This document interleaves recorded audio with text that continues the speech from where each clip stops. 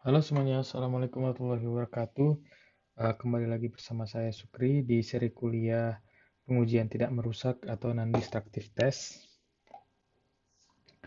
Kemudian kita kali ini akan membahas neutron radiografi sama pemeriksaan akustik dan tomografi.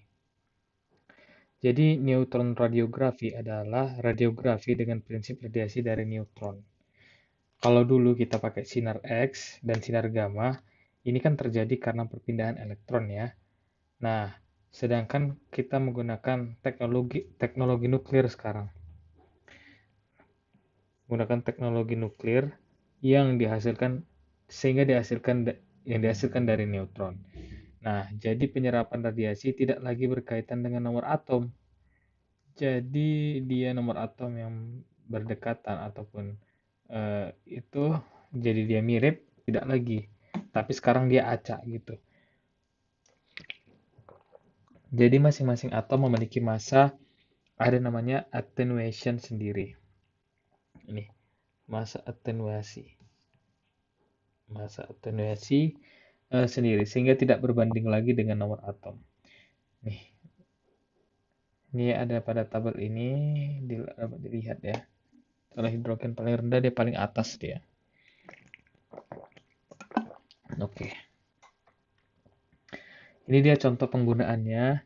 Jadi ini ada aluminium yang terkorosi. Aluminium yang terkorosi, oke.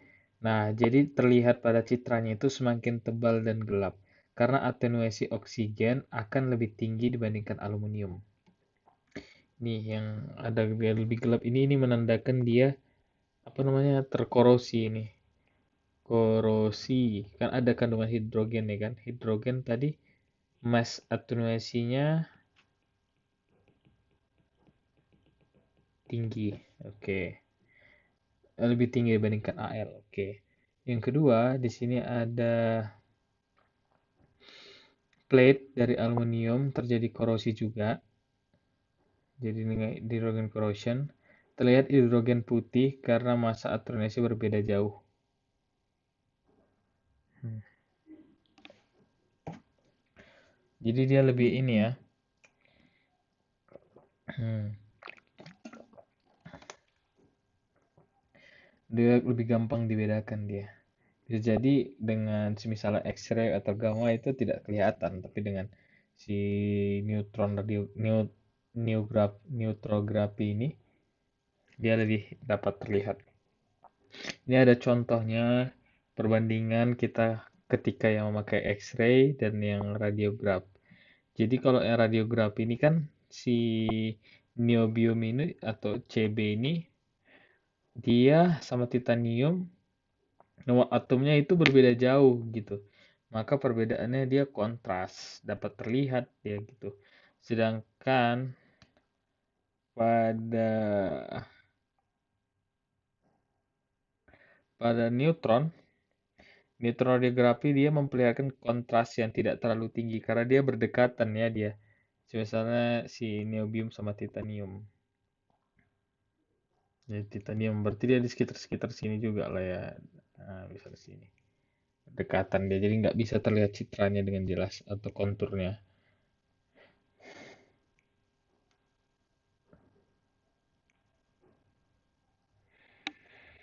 GD memiliki atenuasi yang tinggi sehingga dia terlihat kontras. Jadi ini setelah dia dicelupkan ya. Jadi warna hitam ini menunjukkan adanya residu dari materialnya. Berarti menunjukkan dia udah di apa namanya? Oh, pada solutionnya ini dia memperlihatkan GD. Gitu sebenarnya intinya. Jadi neutron radiografi ini dapat melihat skema dari benda, misalnya itu ada engine block. Padahal kalau misalnya dari sinar X itu nggak akan terlihat gitu. Jadi kan kalau block engine itu kan paduan Al ya, paduan aluminium. Jadi pada neutrografi ini dapat terlihat karena ada perbedaannya attenuation yang berbeda-beda. Jadi kalau misalnya di sini ada rubber, rubber lah yang paling terlihat gitu. Karena rubber tadi kan banyak kandungan ini ya hidrogennya gitu.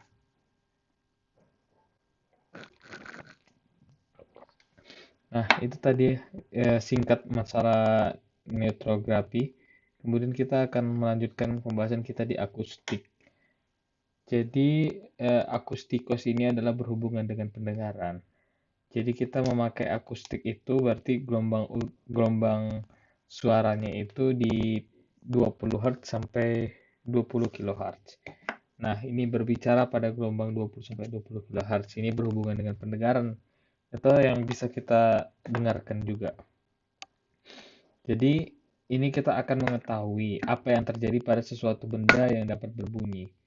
Jadi kita menganalisis bunyinya gitu ya. Jadi seperti ini.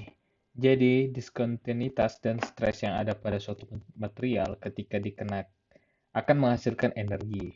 Nah, energi tadi akan menghasilkan gelombang frekuensi tinggi.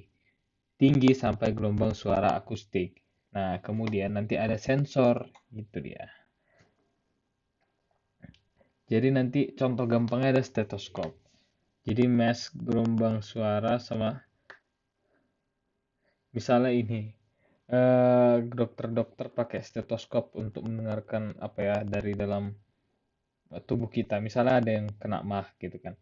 Jadi waktu kita makan gelombang bukan gelombang ya, gelembung pada perut kita itu kan meningkat gitu kan. Nah, jadi nanti akan terdengar tuh di panjang gelombang sekian akan tertangkap oleh sensor gitu.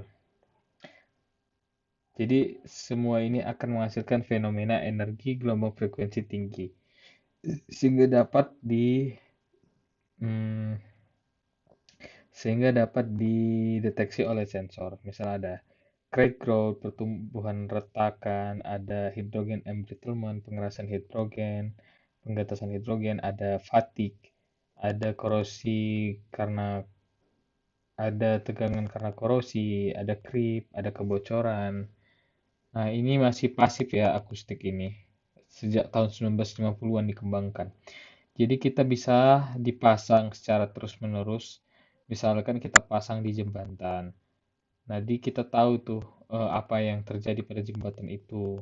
Nanti kan ada kayak apanya memonitoringnya gitu ya. Dan prinsipnya sama sebenarnya dengan radar gempa. Jadi kita menangkap gelombang gitu ya yang terdengar gitu. Apa yang terlihat dari sensor ini sebenarnya belum ditanyakan sih. Nah, jadi ini dia skemanya. Jadi misalnya ada source gitu ya, misalnya ada crack di situ ya. Jadi S1, jadi pada eh, ininya transducernya kita apa ya akan diperbesar atau preamplifier, kemudian kita recording, kemudian diprocessing. Begitu juga dari yang kedua ya, transducer yang kedua. Dan S1 dan S2 adalah jarak dari AE signal ke si ini ya receiver satu ke distance dari AE source. Oke, jadi intinya itu, jadi kita ada transducer, kita letakkan pada permukaan benda, kemudian kita dapatkan nanti suara yang dihasilkan. Nah, nanti akan kita perbesar, gelombang kita dapatkan, kemudian akan kita rekam, kemudian akan diproses, gitu ya. Ini pemeriksaan tomografi atau inframerah. Jadi tomografi itu lebih ke infrared ya. Infrared itu menghasilkan energi panas.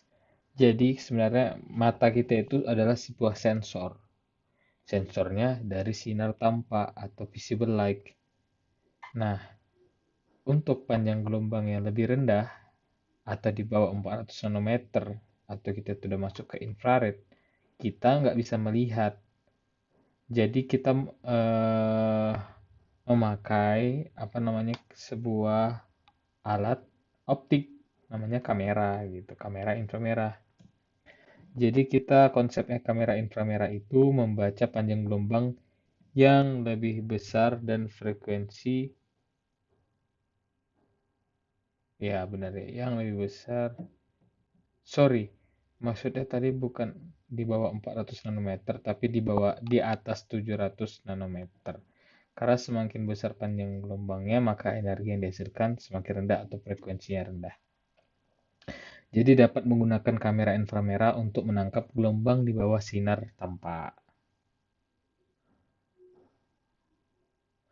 Jadi kita ada konsep transfer energi. Pertama ada konduksi. Konduksi ini adalah transfer energi dari suatu molekul ke molekul lain yang bersentuhan. Ini pada konduksi terjadi pada benda solid-solid atau solid dan fluida yang statis dia atau diam. Itu ada rumusnya Q per delta T sama dengan min KA delta T per delta X. Nah, kita lihat copper yang paling tinggi ya konduktivitasnya. Di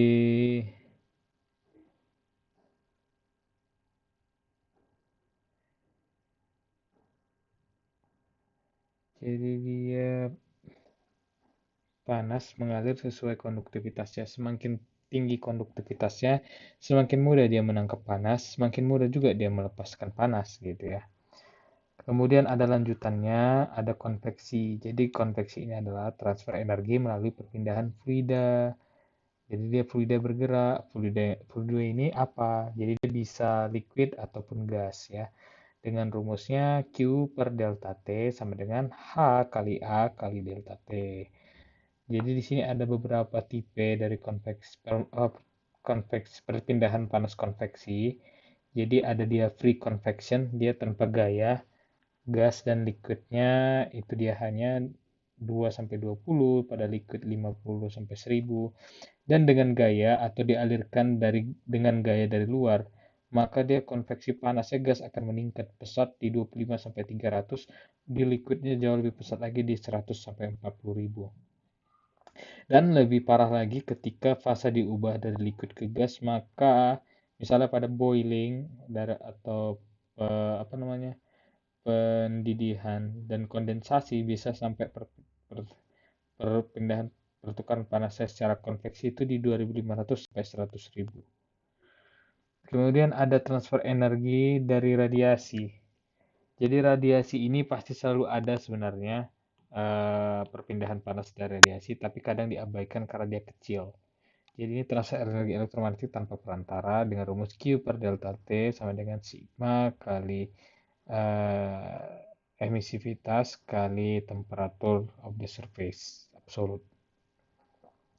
Kita lihat emisivitas dari human skin itu paling tinggi ya di 0,98. Berarti kulit kita itu mengemisikan hampir keseluruhan ya berarti. Jadi kita nggak terlalu menyerap panas gitu. Sedangkan kalau black paint dan white paint sama di 0,9 emisivitasnya, jadi dia cepat juga mengemisikan. Dan terakhir ada paling rendah ada di aluminium polish di 0,1. Jadi ini ada prinsip absorpsi. Jadi prinsip absorpsi itu benda apa ya? Jadi cahaya datang atau insiden radian energi. Kalau dia pada benda hitam, dia banyak yang diabsorb. Banyak diabsorb berarti sedikit yang direfleksikan. Sorry. Banyak yang diabsorb berarti sedikit yang direfleksikan. Nah, sedangkan pada silver coat eh, cahaya datang akan sedikit yang diserap, berarti banyak yang dipantulkan. Nah, sedangkan pada radiasi, yang pada yang benda hitam, maka akan banyak yang diemisikan. Dan pada silver akan sedikit yang diemisikan. Karena pun tadi dia menerima juga sedikit. Gitu. Jadi prinsip absorpsi adalah benda hitam menyerap banyak cahaya. Otomatis dia mengemisikan banyak juga cahaya tadi. Nah, prinsip radiasi. Benda hitam yang diemisikan lebih tinggi dan diserap berarti diemisikan, ditangkap kamera dari sensor. Jadi begini, ketika bendanya itu menangkap cahaya, kemudian akan diemisikan. Nah, hasil emisinya itu akan ditangkap dari sensor sehingga dapat dibedakan oleh kamera. Ini ada kapasitas kalor adalah banyaknya kalor yang diperlukan untuk menaikkan temperatur sebesar 1 Kelvin. dengan rumus Q sama dengan C delta T.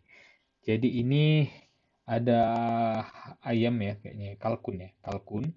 Bagian sebelah sini dia berwarna berwarna biru karena dia lebih cepat terjadi pendinginan karena ada konduksi dan konduksi pada piring mungkin atau meja dan terjadi secara konveksi juga. Biasanya pada permukaan yang paling cepat mendingin ya dan masih panas ini bagian dalamnya. Pada temperatur yang rendah juga, jadi ini dapat dibedakan biarpun dia temperaturnya rendah, tapi asal ada dia perbedaannya masih bisa dideteksi oleh kamera tadi, kamera inframerah. Nah, dia ini pengaruh emisivitas. Jadi ada permukaan yang menutupi, maka diperlihatkan nilai emisivitas dari benda tertentu. Misalnya ini ada api di sini kan. Harusnya kan emisivitasnya tinggi. Tetapi ketika ditutup, maka kadang di film-film itu juga salah ya, karena orang-orang itu seolah-olah dapat yang memakai kamera inframerah itu dapat menembus pandang gitu ya. Padahal sebenarnya enggak. Ketika misalnya ada sesuatu energi atau misalnya cahaya, kemudian kita tutup gitu ya. Nah, nanti yang terlihat oleh kamera inframerah itu adalah yang diemisikan dari material yang menutupinya itu gitu kan. Jadi misalnya ada ini aja, ada logo aja, dia itu berbeda yang diemisikan ya, sehingga terlihatlah kontrasnya di situ kan. Misalnya ini ada gagangnya, nah bagian sebelah sini dan sebelah sini kan beda gitu, seperti itu. Begitu juga pada gambar ini, kalau kita melihat pada kamera biasa atau foto biasa, ini ya hampir nggak terlihat ya ada orang di sini kan, dan kita melihat ya bagian luar. Tapi ternyata kalau ketika kita pakai inframerah, kita melihat jelas ini ada orang yang berfoto di depannya. Kenapa demikian? Karena ketika kita berada di depan cermin, dekat dengan cermin, kan tubuh kita menghasilkan panas. Nah, panasnya tadi akan sampai kepada cermin dan cermin tadi akan mengabsorb sebagian panas, kemudian mengemisikannya. Hasil dari emisi tadi itulah yang tertangkap oleh kamera inframerah. Termasuk ini ada lampu juga. Jadi nanti feedbacknya nanti yang terlihat oleh si kamera tadi. Ini kita melihat kosong ya, tidak ada apa-apa. Namun ketika kita lihat pakai kamera inframerah, ini ada perbedaan emisivitas atau energi panas yang berbeda gitu. Pada dalam ini emang ada aliran lava, kemudian ini adalah pinggirannya seperti itu. Kemudian kalau kita lihat pada misalnya ada proses misalnya di sini ada dialiri listrik misalnya. Jadi panas yang terjadi itu seperti apa kita kalau pada kamera biasa tidak terlihat gitu. Tapi kalau misalnya pada inframerah nih terlihat nih adanya perbedaan eh, perbedaan emisivitas atau panas yang ditangkap oleh kamera tadi. Ini juga pada mesin terlihat ya, pada motor yang di sebelah sini dia yang paling panas, kemudian di sebelah sini udah tidak lagi. Nah, ini dia. Nah, harusnya di sini panas kan, tapi cuma terlihat di 45,5 derajat Celcius panasnya. Itu kenapa demikian? Karena yang dilihat adalah yang diemisikan dari sini. Ini yang tertangkap oleh kamera. Kamera. Nah, gitu juga pada kontainer yang setengah berisi ya. Jadi terlihat ada kontras di sini. Di sini dia lebih panas, di sini dia lebih dingin. Kenapa? Karena dingin dia ada konduk kon apa ya? Konduksi sama si liquid yang ada di sini. Karena kita tahu dia temperatur liquid itu cenderung dingin, lebih dingin. Nah, yang ini kosong, berarti misalnya kalau ada cahaya matahari atau apa, langsung diabsorb kemudian diemisikannya terlihat gitu. Ini ada seseorang yang memegang yang memegang bendera kamera Amerika Serikat, US. Eh, Namun ini ketika dia dihidupkan cahaya ya, tapi kalau dimatikan lampunya tidak terlihat. Nah, apa yang dapat menjelaskan ini? Yang dapat menjelaskan ini adalah konsep yang absorb dan radiasi tadi atau yang teremisikan tadi. Karena si bendera ini tidak menghasilkan panas gitu. Beda hal dengan manusia ini. Jadi manusia ini tanpa cahaya lampu pun juga udah menghasilkan panas gitu. Nah, jadi ini kan lihat nih, ada sedikit nih yang dikonduksikan oleh tangan manusia ke apa namanya ke bendera itu sedikit, tapi tidak terlihat secara keseluruhan. Nah, jadi seperti itu dia. Jadi ketika tidak ada cahaya, tidak ada yang diserap, maka tidak ada yang diemisikan. Nah, berbeda dengan ini ada yang diserap dan ada yang diemisikan. Ya, itu dia tadi ya. Berarti kita udah bahas newtografi. Jadi kita itu konsepnya agak berbeda sama radiografi karena masing-masing punya masa atenuasinya yang berbeda-beda. Kemudian kita udah bahas apa namanya si akustik ya, pemeriksaan akustik, dan yang terakhir kita bahas sama si kamera infrared ini ya, berhubungan dengan penyerapan dan emisivitas. Mungkin itu dulu. Ini adalah pertemuan yang terakhir sebelum UTS. Berarti nanti minggu depan harusnya kita UTS seperti itu. Mungkin itu aja yang dapat saya sampaikan. Terima kasih. Assalamualaikum warahmatullahi wabarakatuh.